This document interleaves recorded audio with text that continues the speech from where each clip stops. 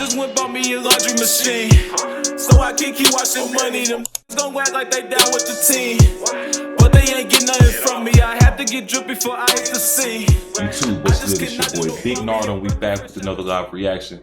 Hey man, I know y'all been seeing all this Jay-Z, Diddy stuff. You know, they said they did some things. Who knows? But apparently Jay-Z's lawyer came out and said that he and Diddy aren't friends. I feel like I done seen pictures of them two together, and, you know, like the Rock Nation brunch and all this other stuff they get into. So who knows? But the industry is very strange, and they're all kind of artificial, superficial relationships that people build all the time. So I want to see what they're talking about, man. So we're gonna check out this clip of the Breakfast Club, and let's dive into it. But I don't know. That's strange to me for them to say they're not friends. All the public posturing that I've seen leads me to believe that they have some kind of relationship. But I mean, if y'all two black billionaires, it ain't that many of them, y'all probably gonna get together on something. I don't mean y'all homies. But who knows? All right, let's dive in. All right. So Lil Wayne recently did an interview with Skip Bayless on his show. And during the conversation, he spoke on Kendrick Lamar. Before we get into the audio, I just want to remind you guys that things got a little shaky when Kendrick was announced that he was going to be performing for the Super Bowl halftime. And Wayne... Before we even get to Jay-Z or Diddy, Breakfast Club gonna put this out here. I gotta say that I grew up a Wayne fan. And seeing what he did after Kendrick Lamar got the Super Bowl nod, him kind of like taking it and trying to make the moment about him, I ain't really rock with that, man. I ain't rock with that at all. Obviously. But I'm glad that they apparently they spoke. They settled their differences, and Lil Wayne wished him the best with his halftime performance. But him getting on the internet, whining, complaining, trying to drum up sympathy and all of that, man, I didn't care for that at all. You one of our OGs, bro. I would expect a little bit more, but you know. Everybody human, man. Ain't nobody perfect. He felt slighted, but in reality, that actually had nothing to do with Kendrick. He just thought that, you know, he would have been up to do the Super Bowl. And when Kendrick dropped his album, the song "Whacked Out Murals," he had a line in there where he you could tell somebody from that more at Lil Wayne, where he just said, "Used to bump the three. I held my rolly chain proud. Irony. I think my hard work let Lil Wayne down." Then Wayne posted. Like he may have taken that slightly he wanted a little offensive. smoke. You know, a little smoke. That's not what we're here for, but this is what he said to Skip Bayless. You know, when we speaking, obviously he can't control that. And, you know, so he didn't let me know. It ain't like he. Everybody was tweeting him acting like it was smoke, so he probably was reacting to what he saw on social media. I'm not saying that. I mean, I don't know either way. He had to clear it up. He's so busy judging Drake contest in Toronto. Just a little op, like, or maybe we think. We not? That's why he been there. Jamie Foxx detailed Hills, right? So apparently I didn't know that was around. Yes, they weren't there. It was just their but he didn't refer a bunch of them around. Oh, they here with my family. You know what I mean? Okay, I saw that last shoot in. I'm a tree. Yo. Okay, 5 projectable penises. So it was like the brunch. No food. No food. She was going to bed to be nosy. They ain't trying to feed her. I've never been to the brunch, but they didn't have any food. They did water for us. It was very quick. It was rechargeable. That is it. We gotta get to this Jay-Z stuff, yo. So we sent our very own Lauren LaRosa up to Rock Nation yesterday. She was on the floor. She was there. Did they have food, Lauren? They wasn't trying to feed her. They had no food? They wasn't trying to feed her. No, so it was like the brunch? No food? No food. She was going to bed to be nosy. They ain't trying to feed her. I've never been to the brunch, but they didn't have any food. They did have water for us. It was very quick. So what happened? We got 4 minutes. Yeah, so when we got there, they went through a lot of the details that we've already talked about from the case. Who was there? Was Hov there? Who was there? No, Jay-Z was not there. We were speaking to his attorney and presented information by his attorney, Alex Spiro, who's been heading everything. And it was so everybody should be aware what the case is or what the charge is. There was like a very young underage girl said that Jay-Z and Diddy took her back to some undisclosed location after like a VMA party or Grammy party or something like that, and you know how the story goes. Jay-Z's lawyer came out and vehemently denied this. Well, not even Jay-Z's lawyer, Jay-Z himself. He wrote a statement saying, "Oh, if you feel this way, then why are you trying to bring civil charges on this instead of criminal charges? You know, if somebody did something as grotesque as you described, then they should be charged in the criminal court, right?" And so that's the angle that Jay-Z was taking. But you know, with civil court, there's no statute of limitations. So if it happened 20, 30 years ago, you can still get in civil court and try to sue and get some of the money back. So there's a balance there to be struck. I don't know who's right or who's wrong, who's guilty, who's innocent. I ain't here to pass judgment. I'm just here to listen in and share my thoughts, man. Just like other media, like a few other outlets there. So some of the things that they broke down that I thought were really important were, number one, they went back through the timeline again. And remember when we were talking about this the other day, Envy, you were like, there's no houses in Manhattan. That's what I said, there's no white house. That was the biggest thing that they leaned in on. And I think that that's what they're going to lean in on if this isn't dismissed, right? Like, because what he was saying is, if you're from New York, you know that there's no houses in Manhattan, but also, too, she said that it was a 20-minute drive. So you're trying to figure out from Radio City Music Hall on a day like the VMAs where there probably is traffic, even without traffic, that 20-minute drive now creates a timeline. So Jay-Z, Diddy, this is the allegation. Two of the pillars of black entertainment allegedly got with this 13-year-old girl after the VMAs and did some things with it. It just doesn't track to me, man. It doesn't track to me. But I don't know these people personally, so who knows? Maybe they are some weirdos, but it's like, of all the things that you could be doing after the VMAs, you want to get with a 13-year-old. And then, shit, honestly, if this isn't true, then bringing Jay-Z into this just kind of impacts the stuff they got going on with Diddy. You know what I'm saying? Whether for the better or worse. Jay-Z gets involved with Diddy stuff and Diddy gets involved with Jay-Z stuff, and it can start to blur the lines even more. If this case gets to be dismissed or something, now people got plausible deniability to say, hey, well, maybe some of the Diddy stuff didn't actually happen. And you know how that goes. But I just hope that people keep this stuff within the right context. You know what I'm saying? Depending on the outcome.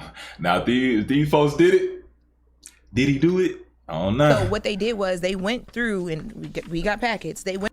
Hey, it's crazy though. I think back to Kendrick dropping that "Watch the Party Die" and just how somber that song was, and then almost immediately after that, a lot of stuff started coming out about the music industry, about people quitting, getting fired from their jobs, artists no longer want to put out music, and I wonder if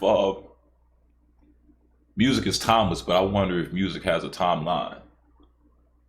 Maybe shit really do got to get destroyed and rebuilt, because I don't know if I see the music industry continuing, given the way that it's been going for the last 80, 90 years into like 2040. You know what I'm saying? It's too much visibility, too many things getting exposed. We'll have to start it from the bottom and rebuild it from the ground up. Went through and they actually listed out all of the homes that Puff owned during the time of the year 2000 and any time before that. None of the homes they pointed out are the white house that she described with the U-Circle driveway. And also the one house that is actually in New York, or two homes that are in New York. They just don't fit the description. Everything else was in Jersey. Yeah. He got multiple homes. Why am I being accused of this if I got multiple homes? Why would I even be interested if I got multiple homes, man? Alpine House is in Jersey, which is about a 45-minute drive, 40-minute drive. The timeline You wouldn't sure have know a worked. lot about Puff houses. He sure Envy. damn did. Okay. You know what I'm saying? Mm-hmm. You right, Envy? I do my homework. 45 minutes. So you're That's the right. practice. Okay. I'm sure you were studying. All right. Don't call my Now, source. Everything they going to also the Diddy talked a lot parties. about because the VMAs are televised. That was the year that Eminem did that. Was it the Slim Shady performance where he had all the Outside, dress alike outside? So it's heavily. There's video. There's photo. In that video, they talk a lot about the fact that she said that she was able to walk up and run into a limousine driver. The way that the streets were blocked off, and you could see it in the photos because they were preparing for that. All right, come on, y'all. You want me to believe that a 13-year-old girl, and I don't knock the fact that it may be dark outside. Folks may have like makeup on and like be trying to hide their age or whatnot. I don't knock that may be a possibility. But you telling me that after the VMAs, this young random girl is able to get to a limousine driver for Jay-Z and Diddy, and then get in the car to be able to go where they go. That's a security risk, man. I can't really.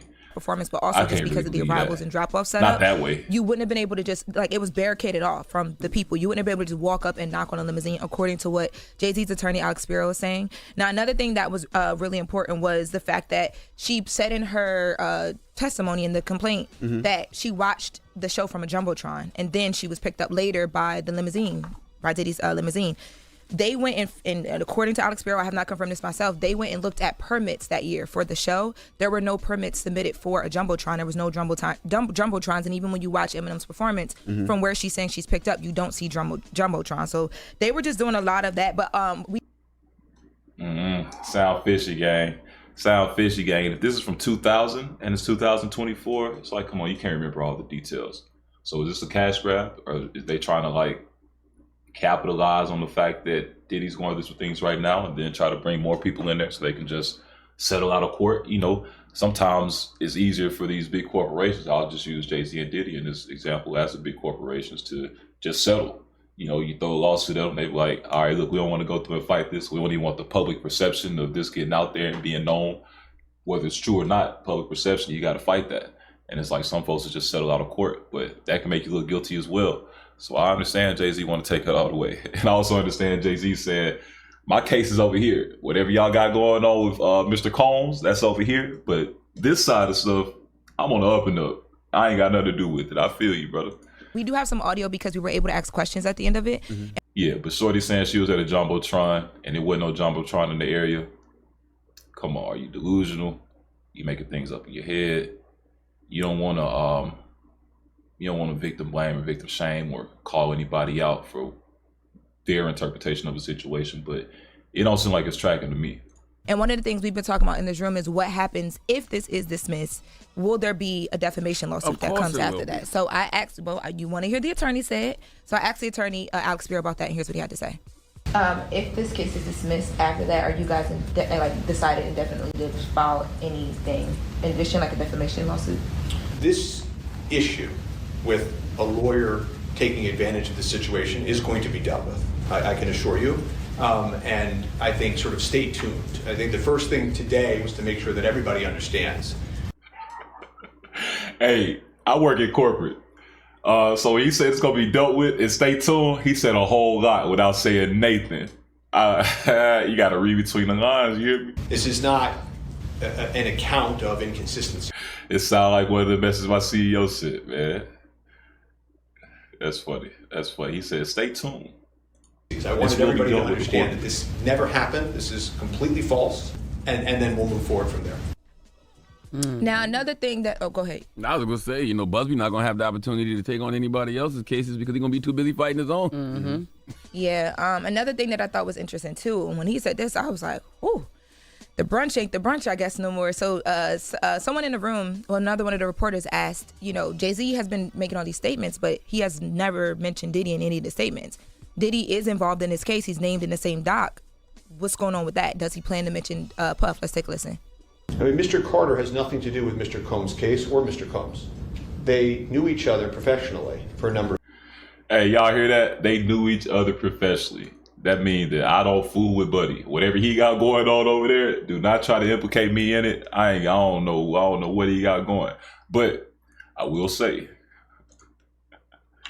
Diddy and Jay-Z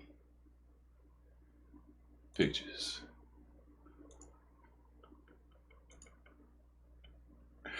They said they knew each other professionally, man. But I mean, like I say, you two black moguls, y'all in the same business. Maybe y'all ain't friends, but maybe y'all was just close associates. Hey, gang, I don't know, gang. I don't know. Ooh, they buddy like a mug. Maybe they had a falling out. And this go back, man. This ain't these ain't no brand new pictures. These old, and they got some new ones too. But they just know each other professionally, though. They ain't friends or nothing. Hold on, let's run it back a little bit. They ain't friends or nothing. Mr. Carter has nothing to do with Mr. Combs' case or Mr. Combs.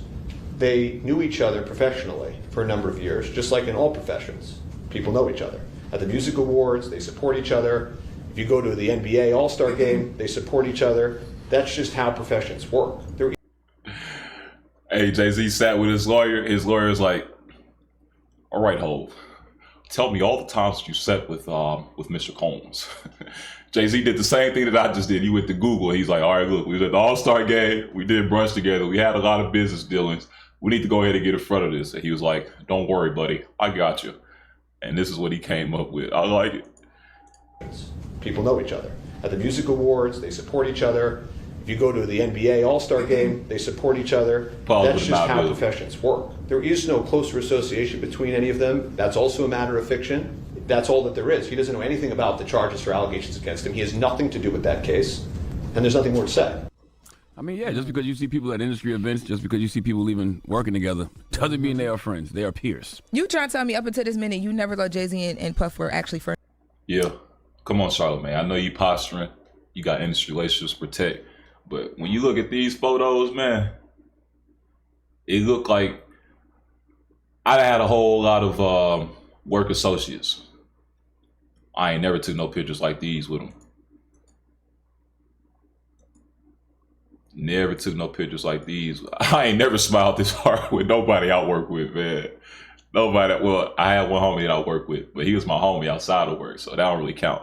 But I ain't never smiled this hard with no coworker, man. So I don't know. Charlamagne, you kind of posturing a little bit, my boy. I feel you, but you kind of posturing a little bit. People even working together doesn't mean they are friends. They are peers. You trying to tell me up until this minute you never thought Jay-Z and Puff were actually friends outside of just like we make music together? Because that shocked me. When he said that, I said, oh, whoa. I thought that they were friends. I thought that Diddy and Jay-Z were friends. It makes sense you're going to distance yourself right now, but I thought that they were friends. And I thought that you could look at photos and disprove what Alex Sparrow just said. I thought that was a big thing for him to say. I don't know. I never thought about it, to be honest with you. I thought they were friends, but like you said, I don't know the inside. And thank you, Envy, for being honest. You know what I'm saying? We ain't got to be politically correct all the time. I know that there's a lot of powerful people in this world, and you got to watch how you speak on them because, you know, But come on, man. Speak truth, shame the devil. Outside of their lives, but I thought they were friends. But like you said, I take a picture with a lot of people. Do I consider them friends? Do they come to my house? Do they come over for Thanksgiving? Do they know my kids? Do they know my parents? Yeah. No, not necessarily. We do take pictures a lot, and in this industry, you see the same people over and over again, so you do. So I would assume that they are, but once you break it down like that, maybe they not. Maybe Wayne we're just looking at it. Plausible deniability. That's all. In the courtroom, you got to prove beyond a doubt. As long as I can create a little bit of doubt that me and Buddy ain't friends and we just co-workers in this music industry, then maybe I can separate myself from them and distance myself from them as much as I need to. But that's all I'm hearing with this. They know they buddies, man. They done kicked it. They done did the Rock Nation brunch and some more shit, man.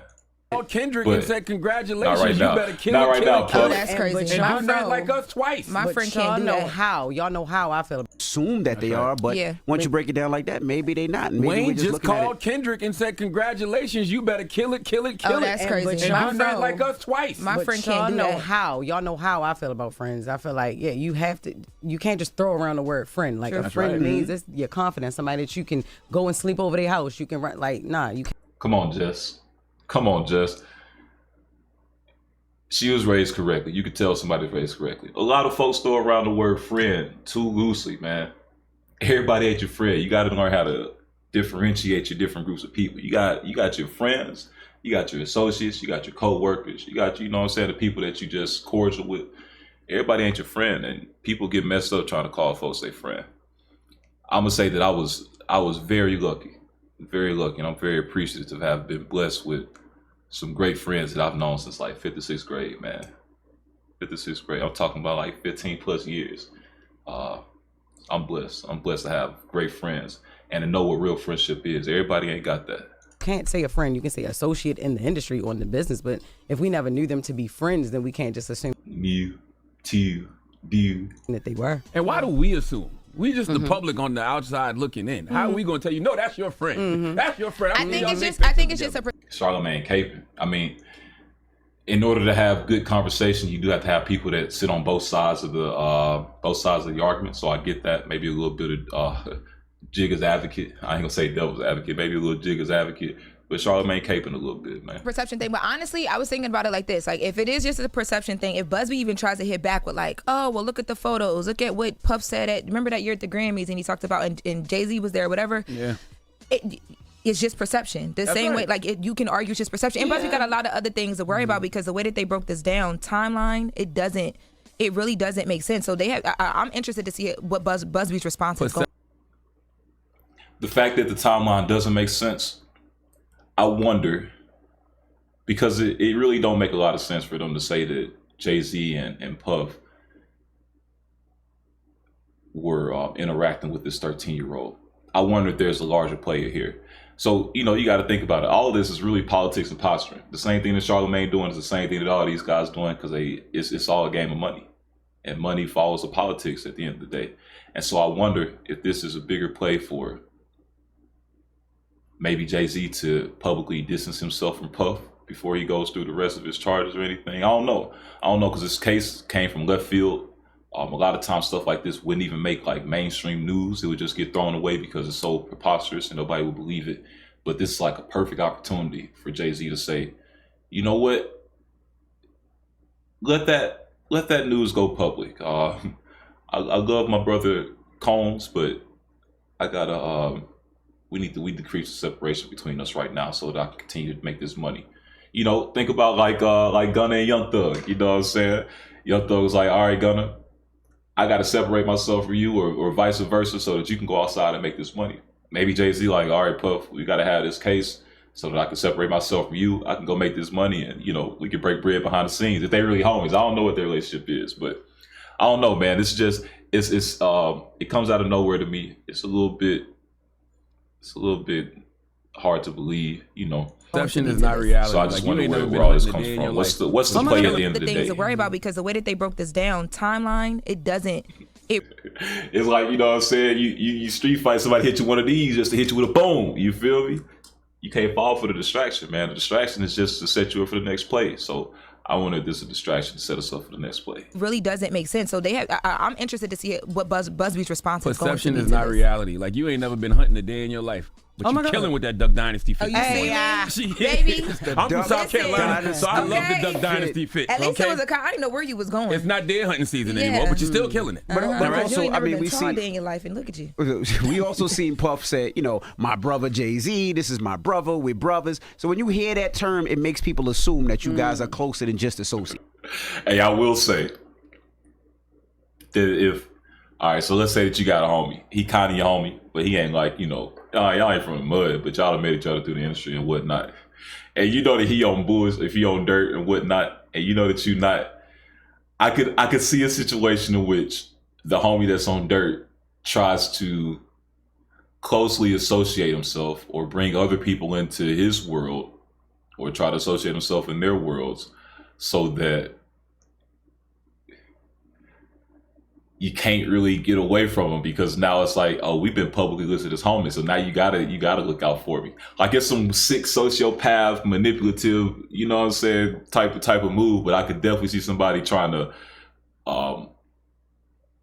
surround themselves with people and attach people to themselves so that it makes it harder for them to go down if they as messed up as people say they are. So I really wouldn't even trust Buddy saying that, oh, this is my brother, this is my guy, blah, blah, blah. It's like, yeah, you using that so you can try to throw it back in Buddy's face later on.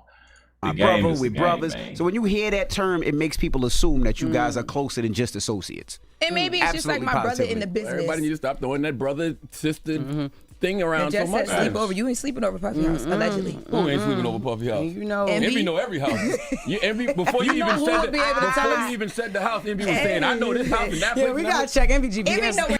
Envy said it's all about the Benjamins, baby. It's a Diddy party. Take that. The camera's at. Nothing. I mean, I know where every celebrity house is. That was what you a group. No, it's not.